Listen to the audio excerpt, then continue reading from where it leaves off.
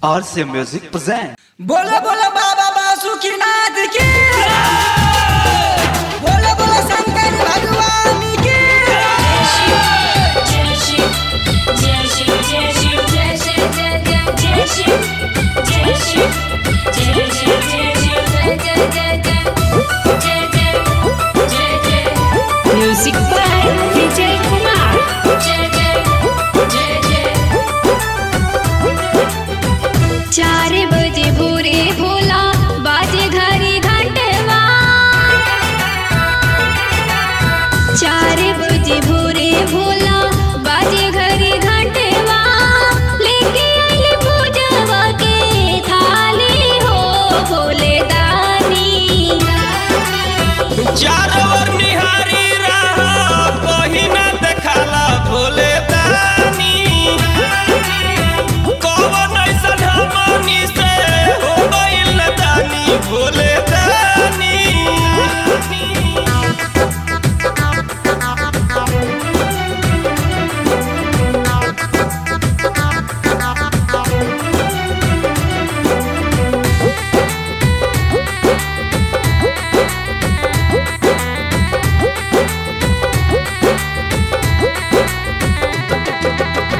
रौरे सेवा में बीतल हमरो जिंदगिया।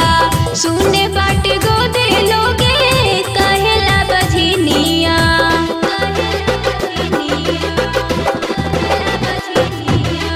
भंगिया का दूर का जा सब का जुटावानी। भारी सावन पीसी भोला तोह के पियावानी। 5 बजे भोरे राउर भोगवा लगा के 6 बजे फिर हम खानी हो भोले दानी।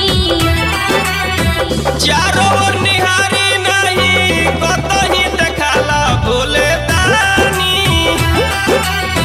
कौन ऐसन हमनी से हो गइल न दानी भोले दानी।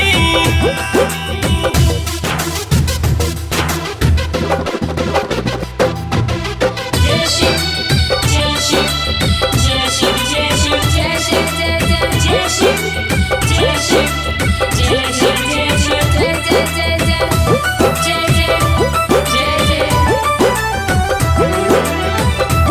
जय जय जय जय। देख के कवरियन के मन अगराता। एको सुगन बिना अखिया लोराता।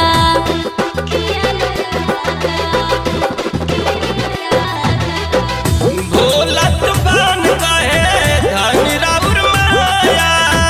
केहू भगन पकड़ी तनी दाया। हमनी गरीबवन के बुझी परेशानी। हिलतावे टूटही पालानी हो भोले दानी। चारों ओर निहारी रहा कोई ना देखाला भोले दानी। कौन सिंह दुलारी पा कोती में हरबानी भोले